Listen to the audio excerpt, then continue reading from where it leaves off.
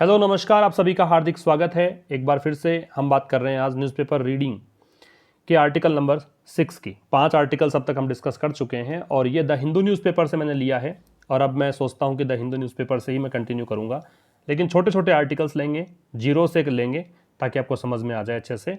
बस आप एक नोटबुक डालें, जो भी इंपॉर्टेंट चीज़ें उसको नोट करते चलें, जो भी वर्ड फ्रेज कुछ भी नया मिले, ग्रामर की बात ही चाहे कर लें, उसको नोट करते चलें, रिवाइज करते चलें, बहुत अच्छे से समझ में आपको आएगा। दोस्तों के साथ जरूर से शेयर करें आप सेशन को, ताकि और लोग भी जुड़े चैनल पर, और लाइक करके जाएं वीडियो को अगर आपको पसंद आता है। पहली बार अगर ये सेशन देख रहे हो आप तो जरूर से सब्सक्राइब कर लो चैनल को, बेल आइकन क्लिक कर लीजिए और वहां पे ऑल नोटिफिकेशन का एक ऑप्शन आता है, वो आप क्लिक करो ताकि सभी की नोटिफिकेशन आप तक पहुंचती रहे। चलिए बात करते हैं, क्या बोलना चाह रहा है। Indians returning on navy ships may have to pay up. Indians भारतीय, रिटर्निंग रिटर्न में आईएनजी लगा है, जो वापसी कर रहे हैं। आपने सुना था ना, शायद हमने कल ही डिस्कस किया था कि भारत के जो लोग बाहर फंसे हुए हैं, विदेशों के अंदर हैं, उनको वापस लाने के लिए यहाँ पे शुरुआत हो गई है। पहले चरण के अंदर कुछ यहाँ पे फ्लाइट और नेवल शिप्स भेजी जाएंगी, तो उसी की बात कर रहा है कि भारतीय जो लौट रहे हैं ऑन नेवी शिप्स, और किस पर लौट रहे हैं, किस में सवार होकर, नेवी शिप्स में।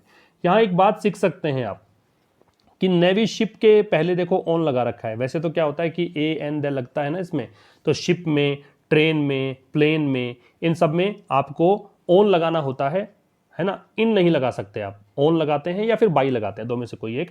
तो यहाँ पे ऑन का प्रयोग एकदम सही है, आप ये गलत मत मानना। इसका मतलब ये नहीं है कि ऊपर सवार होकर उसी में ही यात्रा करके आएंगे, सीधी सी बात है, लेकिन मे के अर्थ में इन लगाते हैं, लेकिन यहाँ इन नहीं आएगा। तो Indians returning on navy ships, तो भारतीय जो लौट रहे हैं नेवी शिप्स में, नेवी की जहाजों में, मे हैव टू पे अप। मे एक मॉडल है, मॉडल के साथ मैंने बताया था कि बेस फॉर्म या V0 का प्रयोग करते हैं, तो ये V0 है। V0 का तरीका बताया था पहचानने का, कि क्रिया का वह रूप जिसके साथ ING लग सकता है वह कहलाता है बेस फॉर्म या V0। तो हैव के साथ ING लग सकता है, हैविंग होता है। में संभावना बताने के लिए आता है कि ऐसा हो सकता है ना।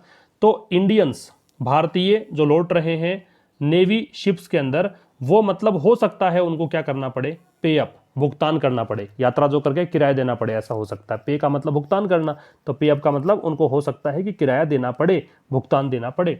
हैव टू जब लगता है ना, तो इसका मतलब कोई काम करना पड़ेगा, इस सेंस में आता है। करना पड़ता है, करना पड़ता था, करना पड़ेगा।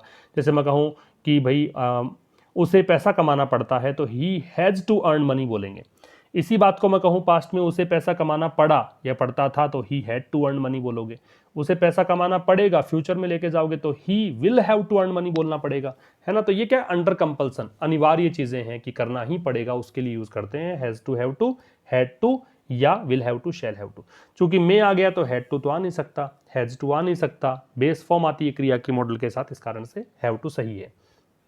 तो भारतीय जो लौट रहे हैं किस माध्यम से, नेवी शिप्स में, उनको हो सकता है, एक संभावना है, संभावना बताने के लिए लगाते हैं में, कि उनको भुगतान करना पड़े, किराया देना पड़े। External affairs ministry will take a call. External affairs ministry, इसको वैसे MEA बोलते हैं शॉर्ट में, मिनिस्ट्री ऑफ एक्सटर्नल अफेयर्स। जब इंग्लिश में जाएगा या शॉर्ट एब्रीविएशन में जाएगा तो MEA बोलेंगे।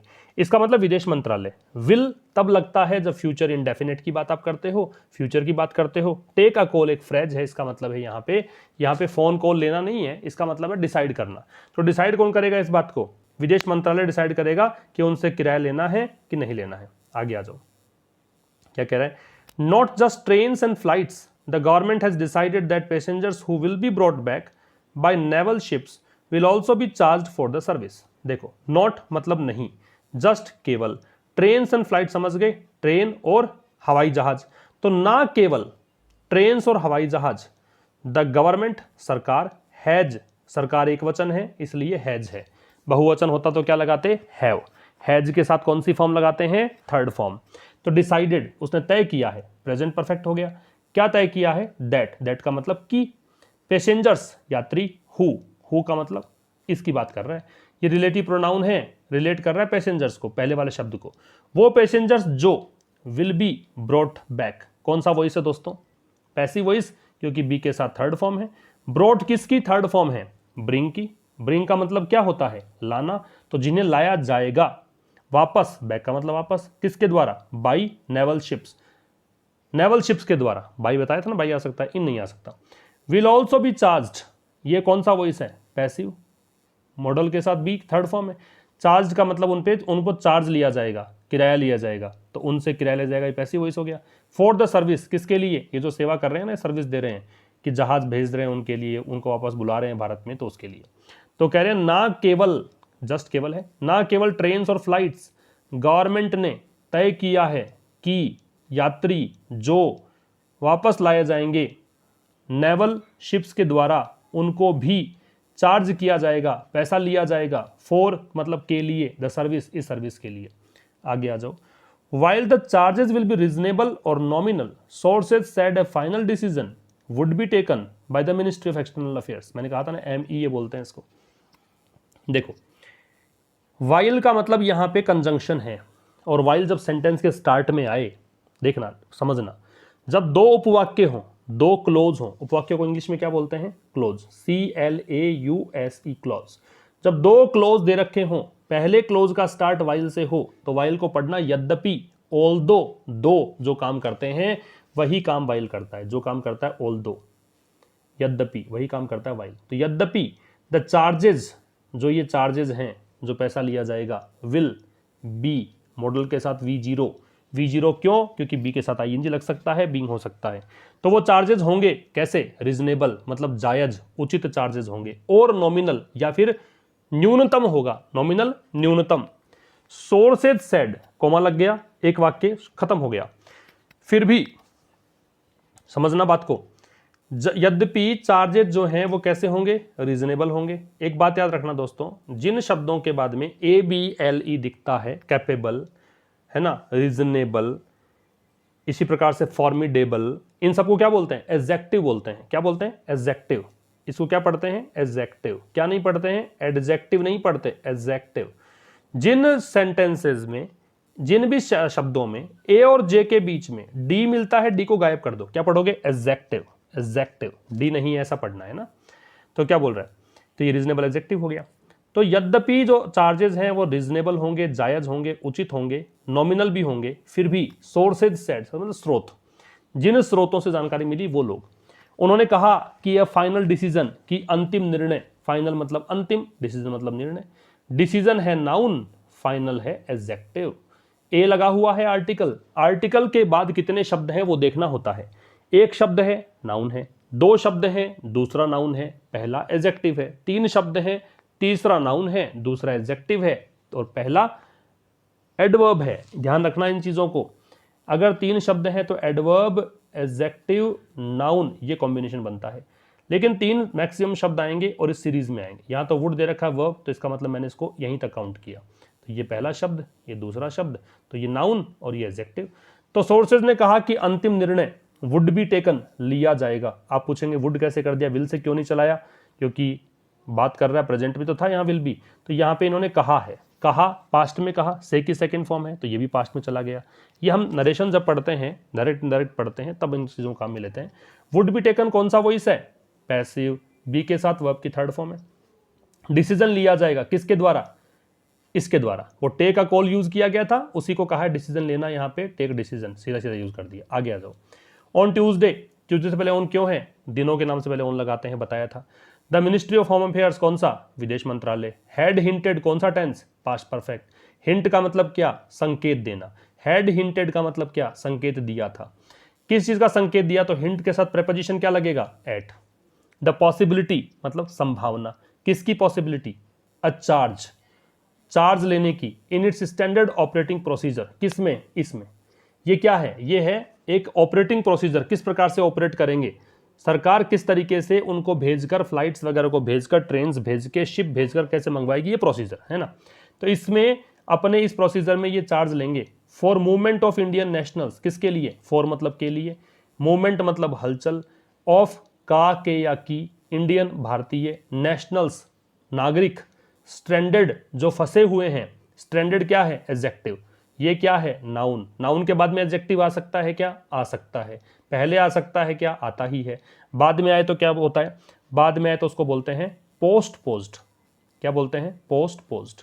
पहले आए तो क्या बोलते हैं, एट्रीब्यूटिव। क्या बोलेंगे, एट्रीब्यूटिव। ज्यादा कोई खास नहीं है, बस ध्यान रखो इन चीजों का, है ना।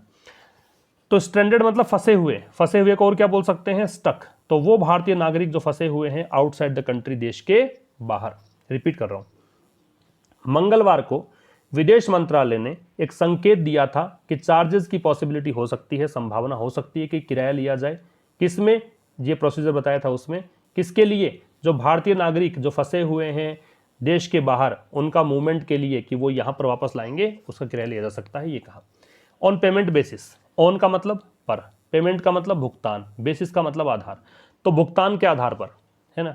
तो देखो, according to the annexure, annexure का मतलब होता है जो अतिरिक्त जुड़ा हुआ डॉक्यूमेंट होता है ना कोई चीज में, जैसे आपने 4 पेज भेज दिए लेटर लिख के और एक 5वां पेज आपको लास्ट में याद आ गया, उसको जोड़ दिया आपने, तो वो क्या है? अतिरिक्त एक है, एनेक्शर है। तो ये तो ऑर्डर नंबर है, इसको कुछ समझना नहीं है। इश्यूड ऑन May 5, कब इश्यू किया गया? इश्यू किया गया, इश्यू करते हैं मतलब जारी किया गया, कब? 5 मई को। ऑन क्यों है? क्योंकि डेट है।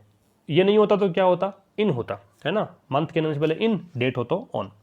तो एनेक्शर के अनुसार, इस संलग्नक के अनुसार जो जोड़ा गया था अतिरिक्त, 5 मई को जो जारी हुआ था, उसमें क्या कहा गया? देखो, जो कहा गया वो बात किस में आती है? Inverted commas. क्या बोलते हैं इसको? Inverted commas. The cost of travel as specified by the ministry of civil aviation और department of, the cost of travel, cost कीमत, किसकी? का के या की के लिए, ऑफ ट्रेवल यात्रा, एज किस रूप में? एज स्पेसिफाइड, जैसे कि स्पेसिफाई की गई, स्पेसिफाई मतलब जैसा कि बताया गया, है ना, by the ministry of civil aviation, किसके द्वारा? नागरिक उड्डयन विभाग जो है उसके द्वारा, उस मंत्रालय के द्वारा। ऑफ मिलिट्री अफेयर्स, किसका? सैन्य जो मामले हैं उनको देखता है, अफेयर्स मतलब मामले। विल बी बोर्न, इस चीज को, ये पैसिव है कि एक्टिव है? पैसिव। बोर्न किसकी थर्ड फॉर्म है? बियर की। क्या मतलब है? वहन करना, ठीक है, अफोर्ड करना। तो अफोर्ड किया जाए किसके द्वारा? सच ट्रैवलर्स, ऐसे यात्रियों के द्वारा। सच के बाद में क्या लगता है? Plural noun. सिंगुलर लगे तो क्या होता है? देखना पड़ेगा, काउंटेबल है कि अनकाउंटेबल। काउंटेबल है तो क्या होगा? ए या एन लगाना पड़ेगा। अनकाउंटेबल है तो क्या होगा? कुछ नहीं लगेगा। अनकाउंटेबल में आर्टिकल नहीं लगता है। रिपीट कर देता हूं, तो ये जो एक अनेक्शर दिया था 5 मई को, जो ये इशू किया गया था, इसके अकॉर्डिंग जो कॉस्ट है ट्रेवल की, है ना, जो कि निश्चित की गई है, स्पेशली निश्चित करना है यहाँ पे, जो निश्चित की गई है नागरिक उड्डयन विभाग, है ना, जो किसका नागरिक उड्डयन विभाग है? मिलिट्री अफेयर्स, क्योंकि तो मिलिट्री वाले विमान जा रहे हैं, तो ये जो है ये ट्रेवलर्स के, ऐसे ट्रेवलर्स के द्वारा वहन किया जाएगा, ये उसमें लिखा गया था। Defence sources as well as ME officials confirmed that sorties on naval ships and air force aircraft। तो देखो यहां से पढ़ो, डिफेंस सोर्सेज, जो डिफेंस सोर्सेज हैं, जो भी जानकारी दी है, एज वेल एज, साथ साथ में, साथ साथ में, एमईए ऑफिशियल्स, कौन है ये वो अधिकारी हैं जो इस डिपार्टमेंट में, ये मंत्रालय है, मिनिस्ट्री ऑफ एक्सटर्नल अफेयर्स, विदेश मंत्री, विदेश मंत्रालय में जो काम अधिकारी हैं, कंफर्म्ड, इन्होंने पुष्टि की, दैट की, सोर्टीज मतलब छोटे छोटे जो यात्राएं हैं, है ना, सोर्टीज मतलब कह सकते हैं यात्राएं, और naval ships and air force aircraft, किस पर, किस में यात्राएं? नेवल शिप में और एयरफोर्स एयरक्राफ्ट में। एयरक्राफ्ट के बारे में एक बात नोट कर लीजिएगा, बताया भी था शायद मैंने, प्लूरल नहीं बनता है, एक हवाई जहाज हो, एक से अधिक हो, एयरक्राफ्ट ही रहेगा, ठीक है। Would be on payment basis, किस रूप में होगी? वुड बी होगी, on payment basis, payment basis पर, ठीक है। तो क्या कह रहा है? डिफेंस सोर्सेज और एमई ऑफिशियल ने कंफर्म किया है, पुष्टि की है कि जो नेवल शिप में और एयरफोर्स में यात्राएं जो होगी ना, ये एक पेमेंट बेसिस पर होगी। विच वुड बी डिटरमाइंड, विच किसके लिए है? ये बात बताइए, जिसके लिए, है ना, कि पेमेंट बेसिस पर होगी। तो पेमेंट बेसिस जो है ये डिटरमाइन होगा। डिटरमाइन का मतलब क्या है? निश्चित करना। तो इसको निश्चित किया जाएगा, निर्धारित किया जाएगा, किसके द्वारा? एमईए के द्वारा, और डिपार्टमेंट ऑफ मिलिट्री अफेयर्स, और सैन्य मामलों के जो डिपार्टमेंट है उसके द्वारा, है ना, आर्मी ऑफिशियल्स के द्वारा और विदेश मंत्रालय के द्वारा ये तय किया जाएगा। पैसिव वॉइस बी के साथ थर्ड फॉर्म है। तो ये हमने आर्टिकल नंबर 6 डिस्कस किया है। मुलाकात होगी नेक्स्ट सेशन में, तब तक नमस्कार, थैंक यू वेरी मच।